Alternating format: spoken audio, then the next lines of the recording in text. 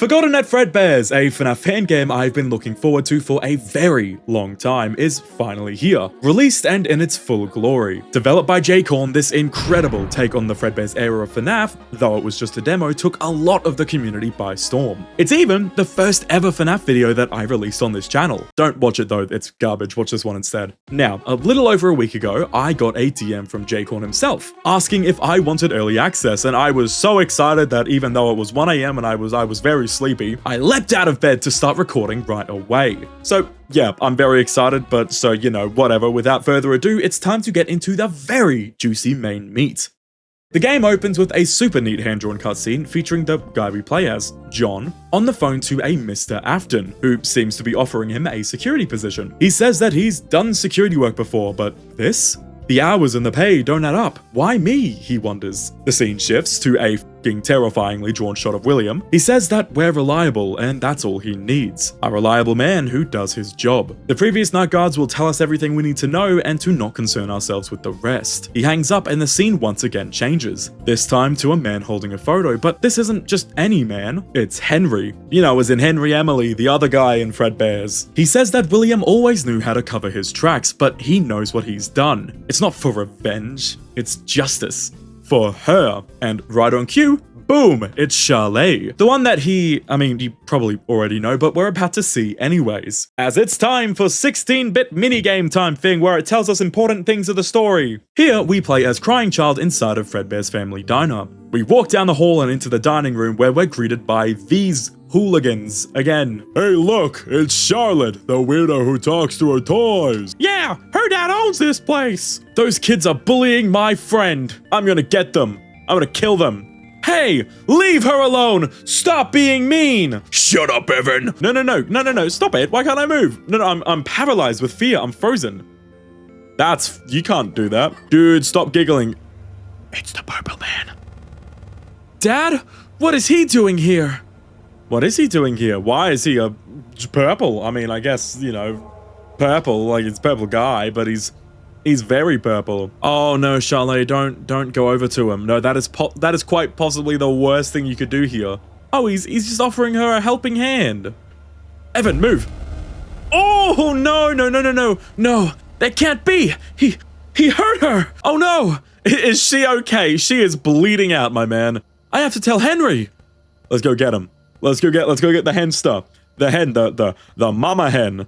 The mama hen, your child is dead. Uncle Henry, something. Oh, there goes the puppet. The puppet. Did we all? Did we see the puppet rewind? Uncle Henry, something terrible happened outside. I saw Dad hurting Charlotte. Evan. God, Evan, are you sure? Are you absolutely sure it was William? Yes, Uncle Henry, I'm sure. I'm not too sure. Night 1, baby. Spawning inside the super cool and spooky office, the first thing you might notice, well, the first thing I noticed anyways, are these silly little collectibles that I want so badly. I am so sick of Funko Pops. They're going out of business still, right? Is that still a thing? Maybe I'm just being too harsh. I mean, directly in front of us, behind the desk, we have a sliding glass door window thing, as well as another normal door to our left. The non-sliding variety. Which, we'll get to that shortly. But uh-oh, ring-a-ling-a-ding-ding, it's the phone guy. He greets us with the usual fair share of ums and ahs before welcoming us to Fredbear's family diner. And he introduces himself as Joe A. But then, holy fuck, there's 2 of them! What a paradigm-shifting gimmick! 2 phone guys! The world's gone bloody mad! It's Joe A and Joe M, and here's what they look like, by the way. I don't know which is which, but it's on the Game Jolt page, so it's official. Joe M decides to give us the typical phone guy lore dump. Fredbear's opened up back in 1979, a happy, cozy family restaurant, but apparently it didn't stay that way for too long. Henry Emily's daughter went missing a while back, and it broke him completely. Apparently, ever since his daughter's disappearance / brutal murder at the hands of a purple man, he's been holed up inside the basement, working on God knows what. The 2 Joes sure as hell don't know. They tried sneaking down there once, however, they got caught and put onto the day shift. Luckily we're at Fredbear's, or else it'd be a day shift at Freddy's. Anyways, William Afton, the co-owner, has been acting weirder by the day, and that apparently Henry put William on the night shift. However, as we know, William hired us to work the night shift. We didn't talk to a Henry. So apparently he made it super clear to both the Joes to not tell Henry about the little shift swapping bonanza going on. I mean, which is great. It's not like William was put there for a reason, so, you know, he could get revenge on Afton for killing his daughter or anything. That would be silly. That's not what happens. Joey says that tonight we need to watch out for Spring Bonnie as well as the security puppet. And I just wanna, this isn't even a Forgotten at Fredbear's thing, this is just a FNAF thing. Why is Spring Bonnie, and why is Fredbear just Fredbear? Why is it not Spring Fredbear? Are they not both Springlock suits? You don't just go Nightmare Bonnie, Nightmare Chica, Freddy, and Nightmare Foxy, do you? That's stupid. Even Nightmare Fredbear has the little Nightmare title ahead of it. What a bum. Spring Bonnie will make his way from the dining area and towards our office from the door to our left. When he's one room out, you will hear a knocking sound cue signifying that he isn't far from entering. Once he arrives, he will kick the door open and we'll have to run over to slam it in his face. You'll get this cool little quick time event sort of thing where you have to press space when the little slidey bar is in the green. If you press space while it's in the red, then you die. Next problem is the security puppet who resides in the prize corner. Each room on the camera has a little speaker that when toggled can play a lullaby. This is very limited, so use it wisely. The puppet will slowly emerge from the prize corner and slowly make their way to your office. And let's just say you do not want the puppet to enter your office as it's basically game over. To prevent this, use the music box, much like the audio lure in Five Nights 3, to lure them back to the prize corner. However, since the music box can run out occasionally if you use it because it's a limited resource, you might have to lure them to a different camera. But more on that soon. Failure to keep the puppet away results in them teleporting into your office and just staring at you menacingly. And when she's inside the office, she just sounds an alarm that draws every animatronic to your location. There's just no need. Anyways, tonight isn't too bad, just keep Spring Bonnie and the puppet busy, easy peasy. Joanne bids us farewell and allows us to get started on our nightly duties, which mostly consists of sitting and waiting to be executed. Right off the bat, I immediately forgot how the music box works, and thankfully though, I figured out pretty quickly that it was in fact a lure, as previously mentioned all of 5 minutes ago. But hold on, 3 AM? That's bizarre. Well, don't you worry, this strange end time is due to the fact that we still have the rest of our shift to go. Although, do not be fooled. The first part of the night still goes for the same amount of time as any other FNAF game, which just means the second half is just more unnecessary bullshit we must deal with. However, it is now time for post-shift vent repair. So clock out of the first bit and then promptly clock back in because it's time for our post-shift segment. And phew, thankfully that Joes are back and ready to explain everything to us because otherwise I'd be left in the dark and... Anyways, because I couldn't help myself and I was very tired, I accidentally pressed this button in the top right corner because I was like, oh, I wonder what this does. Yeah, no, it hangs up the call and I was stranded. Thankfully, this section remains largely unchanged from the demo, so we move. Basically, there are 4 vents around you and pulling up the tablet provided will contain a little itty bitty puzzle minigame depending on which vent you're facing. The goal is to beat said puzzles without dying. What's that? In the vent? No, it's the Kuava community Discord server! Wowie! Okay, jokes aside, it's actually Balloon Boy, and he's terrifying. Balloon Boy will appear on the vent radar that's on the lower half of your panel. You'll hear him laugh a bit because he's just a giggly bitch per usual, but when you hear this harrowing noise, you must find which vent it's coming from and shine your light at him. Check the vents for Balloon Boy, do these fun little puzzles. I mean, it even tells you where Balloon Boy is on the radar, so what's the problem? Well, if you look super duper close, you might notice that it's not just Balloon Boy on the radar. Mangle is kicking about in the vents too!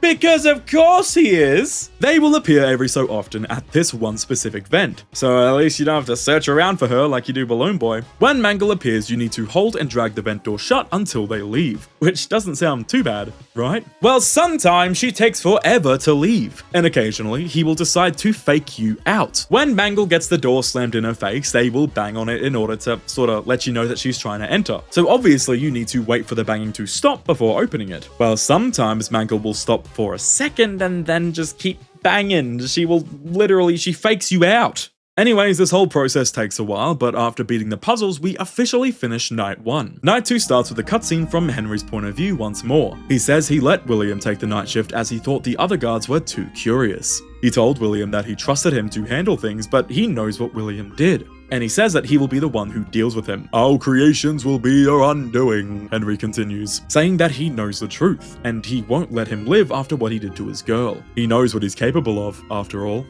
I'm sorry.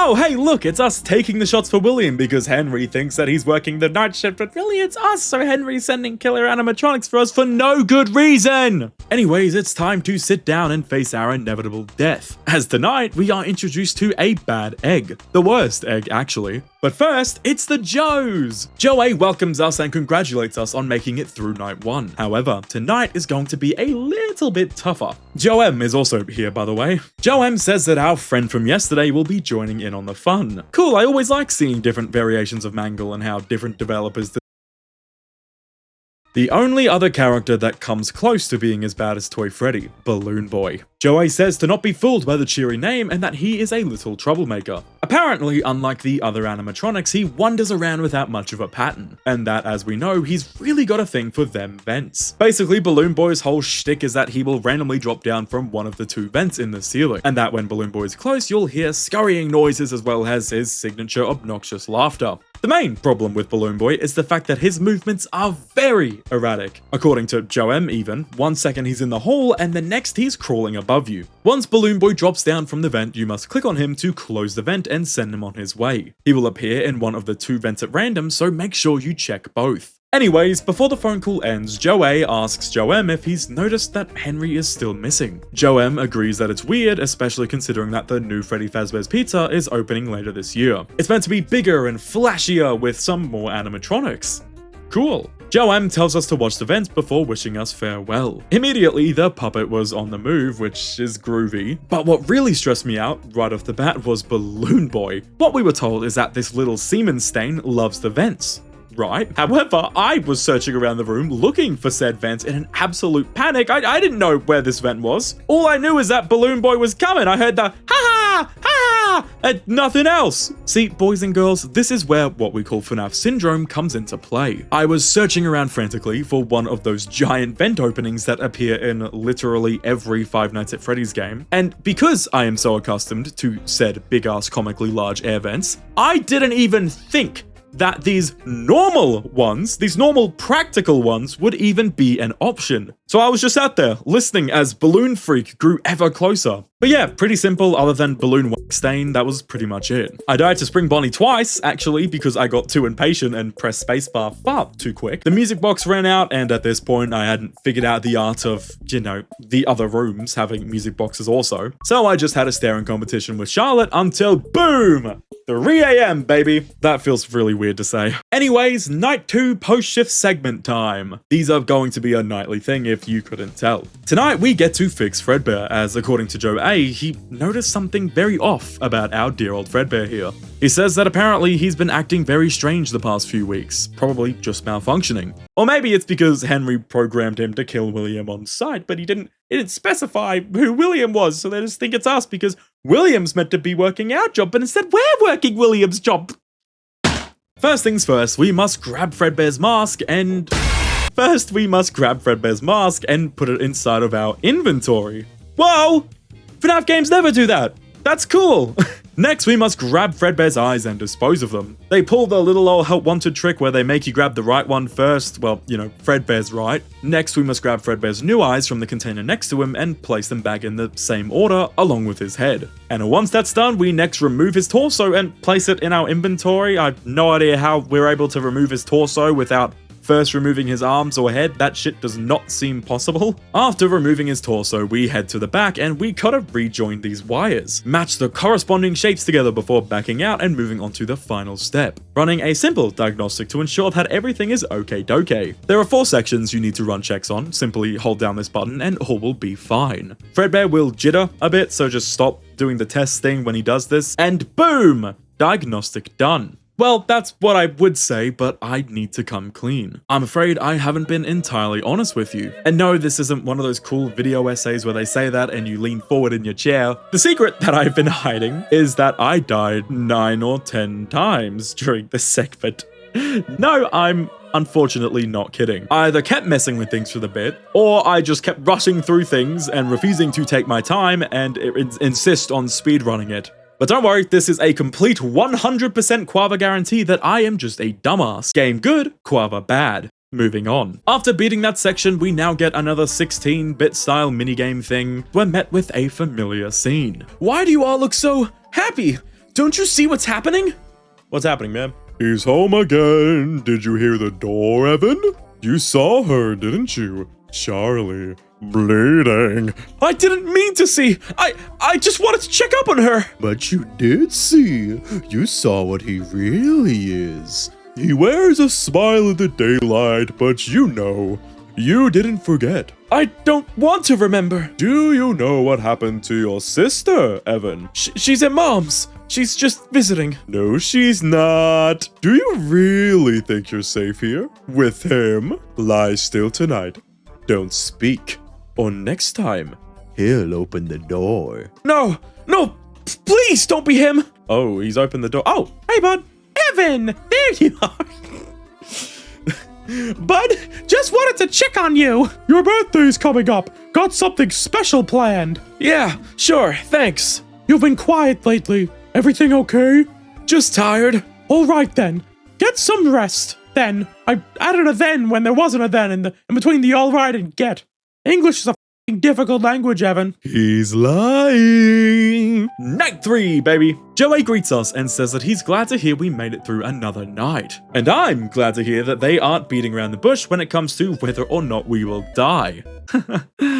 Happy times. Joem warns us that tonight we have a whole new threat to deal with. Foxy. Foxy is actually fairly simple, being that he is the complete opposite of Balloon Boy or Spring Bonnie. Foxy will stay completely still until he decides that he wants to try making a break for it to your office. See, that's when you need to worry. Basically, if he's leaning out or looking like he's ready to run, you have to quickly close the curtains on him using the button on your monitor. Turns out, you can't just keep them shut. If you leave them closed for too long, he senses it or some shit and he will just automatically activate and run and kill us or something. Why don't they put him in a cage? Or like a habitat? Apparently, once Foxy is out, he is fast. Like, really fast. I didn't want to test it, so I'm just gonna take his word. Joey says that with all this Foxy talk, it reminds him of something Henry was working on. That it was right before the nightguard noticed Fredbear's alleged tampering. But of course, we know nothing about that. What tampering? Joem suddenly snaps though. He starts yelling at Joey, asking him what the hell he's going on about. And that's enough. He tells him to focus on the job and not on things that don't concern him. Joey apologizes and then starts to theorize even more. What was he really up to? And there's the new Freddy Fazbear's Pizza opening up later this year. Joe, I said that's enough! We're not here to talk about that. Stick to the script. We're here to help him survive, not gossip like old ladies. Or do you want him to end up like the others? No, of course not. I just... Okay, you know what? Back to Foxy. After that completely disproportional reaction from Joe M, we get a little more helpful information about Foxy before Joe M forcefully hangs up the phone. Immediately after this, however, Foxy is already getting ready to run. It's been like 2 seconds. Like it was mentioned earlier, just close the curtains on him for a bit before opening them back up. Tonight was the night I decided I would do a little bit of experimenting with the puppet's mechanic. Well, I say decided, more like I was forced into it as the puppet had already completely drained the music box in the prize corner by about 2 AM. Lovely stuff. This time I decided I would continuously try to keep them inside the arcade room, which is one room closer to the office, so it's a little riskier, but it was something I needed to do. But because it was a different camera, the music box still had plenty of charge left, so it was all good. Ding dong, 3 AM. Time once again for our post-shift segment. Loading into this little dingy supply closet, we get a phone call. It's Joe M, here to give us the rundown on our pre-execution tasks. The closet in front of us is mostly empty, but behind us is a door. We must open said door and grab supplies from the box outside. Joe warns us that it'll probably be dark in the other room, so we have to use our trusty flashlight, and that once we retrieve the item, we must turn back around and place it exactly where he tells us to. Simple, right? Everything we do is going to make noise, everything down to our footsteps, the boxes, and even us talking. Thankfully though, it seems that we are the humble silent protagonist outside of cutscenes. Wink. Anyways, of course, Fredbear and Spring Bonnie are lurking nearby, so any noise will draw unwanted attention, and if we screw up, they'll come and eat our asshole. If Spring Bonnie appears, we must shine our flashlight in his face until he leaves. Fredbear is different, however, as if he shows up in the room, you must turn off the closet light and stay perfectly still. But I suppose it's time to stock the shelves fast and clean. Joem says to start with the 4 pizza boxes and tells us to put them on the left side of the second shelf. In what is probably the most inefficient way to store pizza boxes, why is there only 4 of them? Is this not a pizza place? You might need more than 4? He makes us do a few more, increasing in annoyingness every time, until finally we win. The closet is stocked. Go us! Night 4 begins with a cutscene of William at the supermarket with the crying child, aka Evan. William is on the phone talking to an unknown person. He says that he doesn't care and tells the mystery man to take care of Joe A, and he's gonna get them all in trouble. Ominous! Anyways, after basically ordering a hit on Joe A, he walks back over to his son and asks what sort of chips he would like, and even starts talking about how he never got a birthday party like this when he was Evan's age. No singing animatronics or anything. The scene shifts to William getting some birthday presents out of the iconic purple car. Evan snaps back, saying he doesn't want them to sing to him. William insists, saying that he'll love it and that all his friends will be there. Evan again just responds if he has to go. With every negative response he gives, the screen goes more and more static. I just want to jump in here and say that I think this characterization of William is pretty cool. He's still an evil son of a bitch, but it seems like he somewhat cares for Evan. I mean, if he didn't, why would there be a trunk load of gifts for him? I don't know. I just think this is an interesting side of him that isn't usually shown. Point is, I think he either actually loves his children or he's just really good at maintaining this facade. Oh well, regardless, it's time for night 4. And once again, it's ring-a-ling-a-ding-ding time, as Joem gives us a helpful phone call. Right off the bat, he addresses the elephant in the room, saying that we will not be hearing from Joe A again. Which is kind of a crazy thing to admit on a phone call, but whatever. I think it's safe to assume that Joe M snitched on Joe A to William about how he was getting too close to the truth. I hope we don't join him. He tells us that we've been doing well surviving. However, tonight we're dealing with Fredbear, the grand man himself. Apparently, Fredbear likes to wander around the diner checking every nook and cranny, which means eventually he's gonna make his way into our office. Thankfully, he doesn't drop down through the vents because he would get stuck like Winnie the Pooh in a honey tree, but instead he opts for the classic door approach. The glass sliding door thing, I think it's a sliding door, I don't know. If Fredbear appears at the window door thing, you need to stare directly at him, lock eyes, and not move a muscle. Joem says that he might leave us alone if we stare before abruptly hanging up.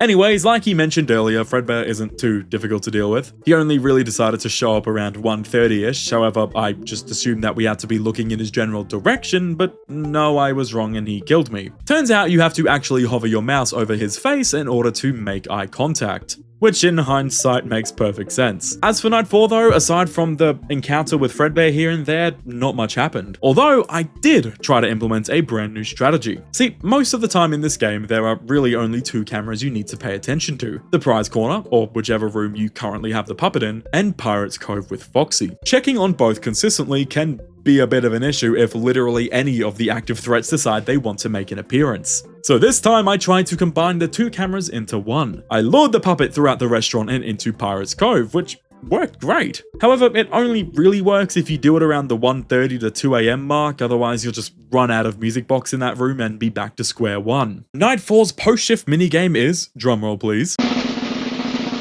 the puppet.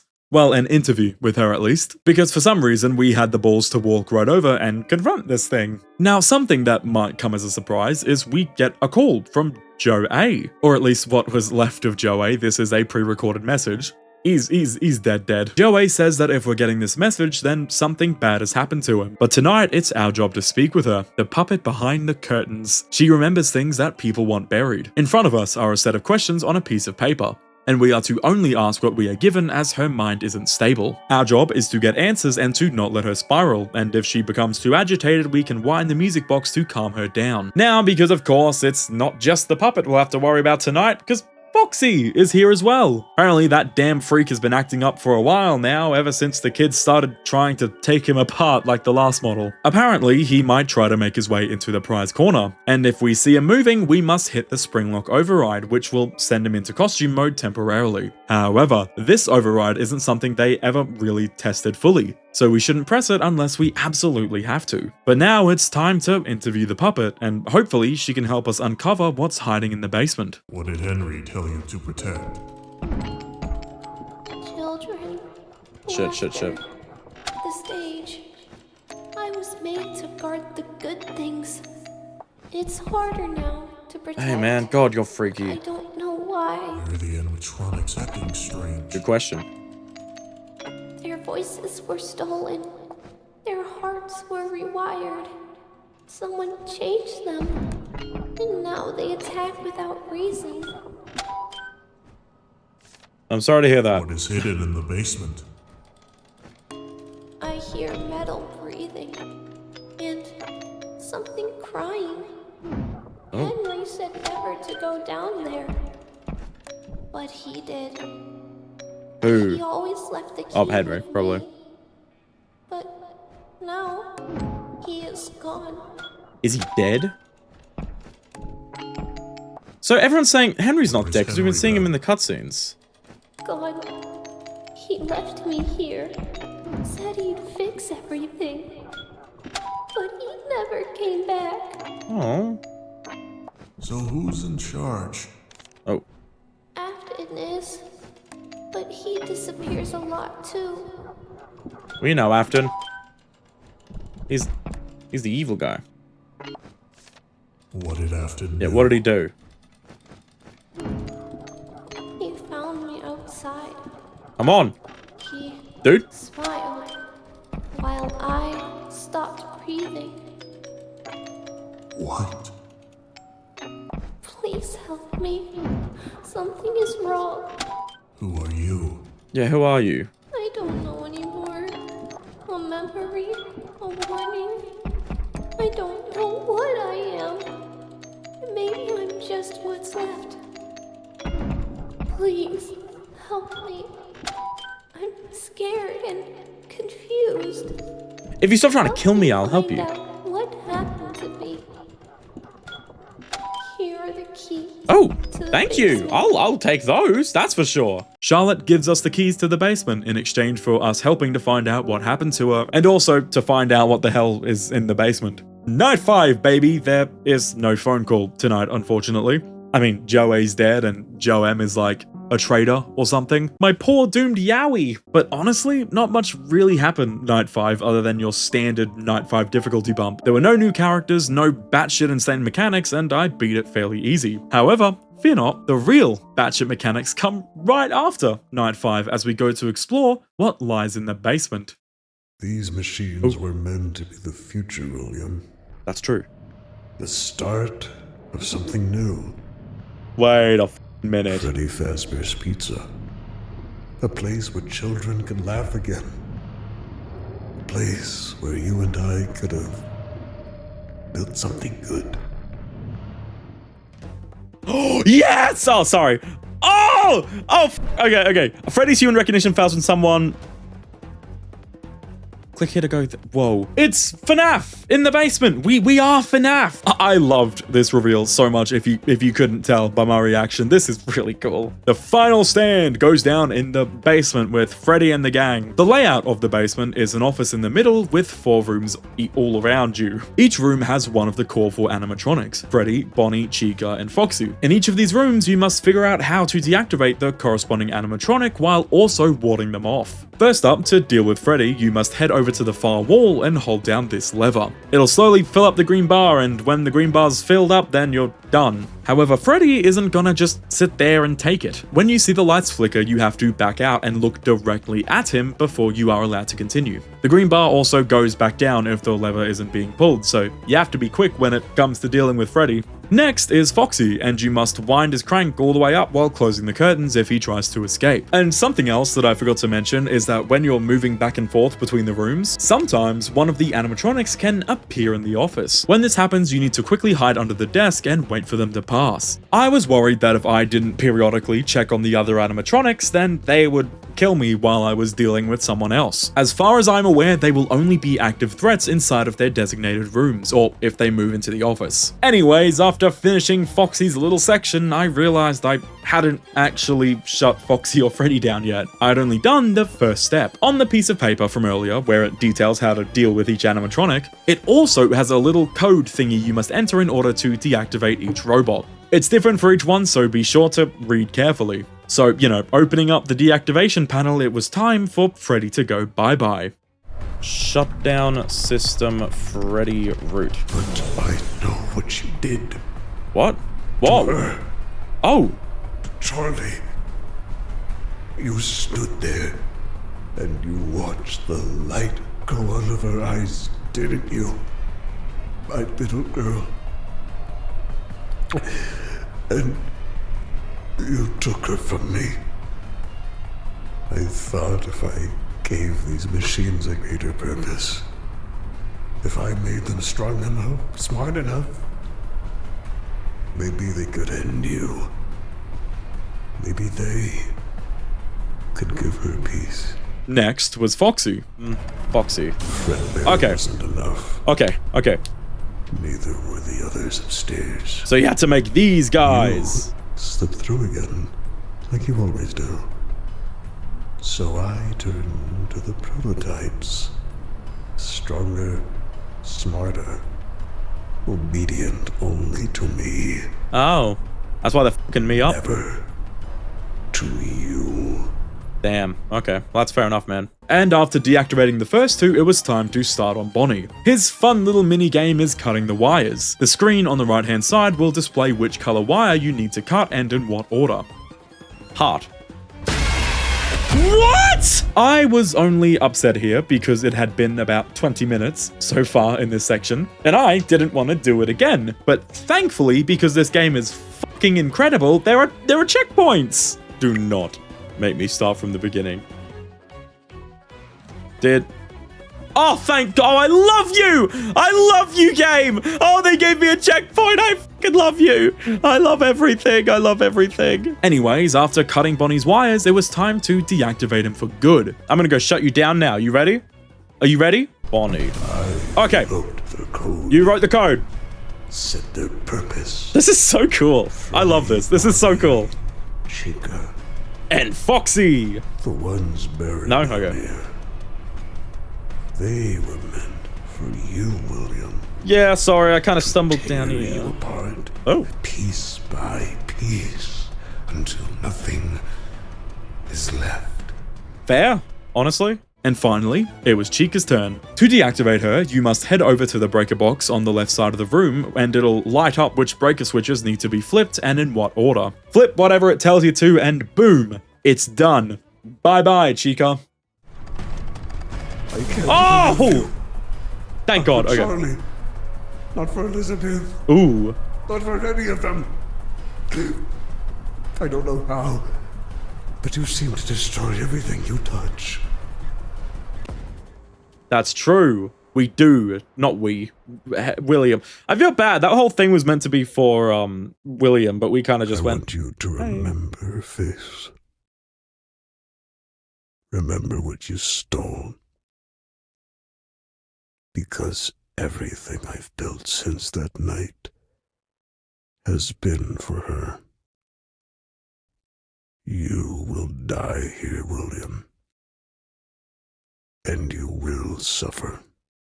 Are you sure we have to? Thank you for getting rid of them for me. No. But I can't let you walk out of here with all that, John. Nothing personal. Dude! Oh, shit! Shit, we dead. We dead as fuck. It's your birthday! Yeah, the other guy's dead, but that's fine. Ooh.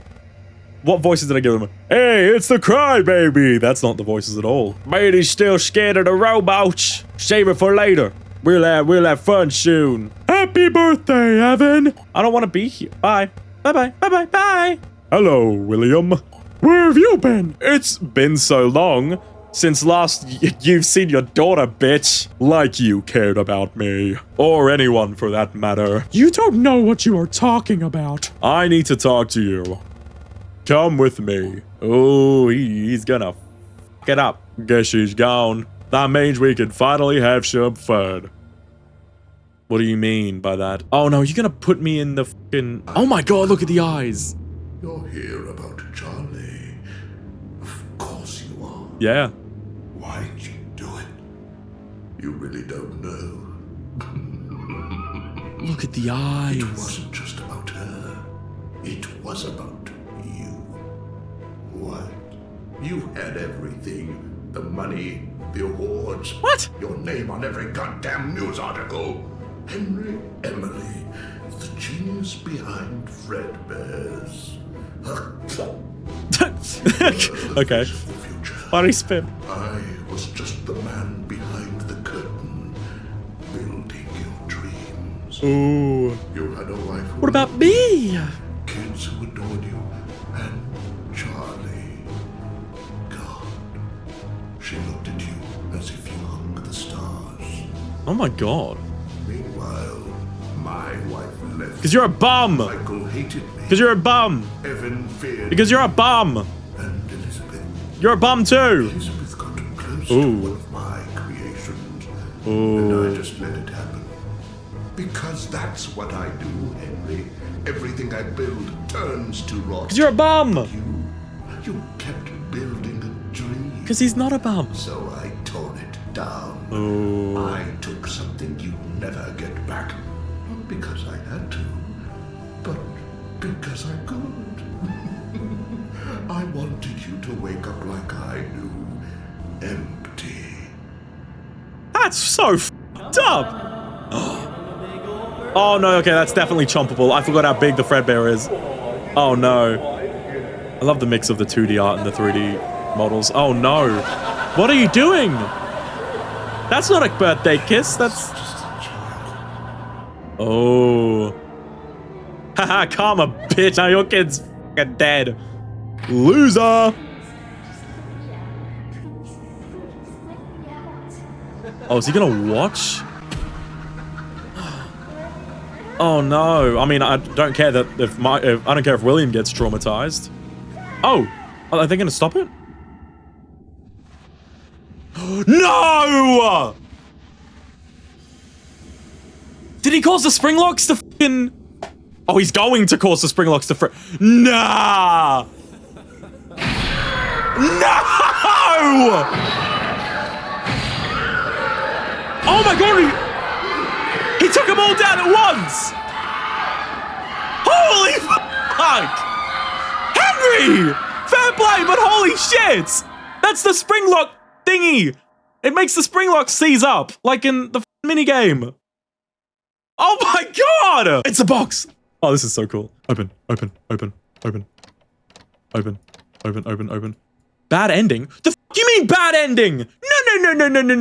No. What do you mean bad ending? And yeah, that's the bad ending, leaving us with the unsatisfying need to find out what's in the box. Thankfully, I DM'd the developer and he told me how to get the good endings, so here we go. Throughout the game, there are these little scrunched up balls of paper you can find. These appear in both the actual night sections or in the post-shift segments. They have these cool little lore tidbits and it took me forever to find them, but more importantly, after you collect all 6, it allows you to actually open the box. Let me unlock this bitch. Let me unlock it. Let me unlock it. Oh. It's the Fredbear plush. Psychic friend Fredbear. Hello. Oh. I don't know if you can hear me, but I'm so sorry. I didn't think you would go that far. I didn't think that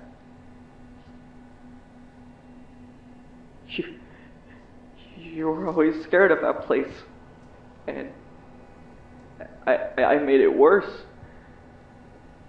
I thought maybe you'd laugh, or at least see it wasn't real. Dad's gone. Right after it happened, his body disappeared, just vanished. Now it's just me. I didn't mean to hurt you, Evan. I didn't mean to scare you. I just wanted you to stop crying. To stop being afraid. But I messed up. I'm gonna fix it. I don't know how yet, but I will. I'll stay here. I will put you back together. Oh. Wow. And then I'm gonna go find him. I'm going to go find Dad. Wherever he is. I don't care how long it takes. Effing just don't leave me too. Wow. The fact that Michael says I'm gonna put you back together. And then it's funky music again. Cool. And yeah, that's Forgotten at Fredbear's. Overall, this game was f***ing incredible. It was just 10 out of 10, an absolutely amazing take on the Fredbear's era. Please make sure to go check this game out for yourself. I loved every moment of it. And thank you so much to Jcorn for sending me an early copy, even though it took me a while to get around to it, but thank you still. And yeah, thanks for watching and have a lovely day.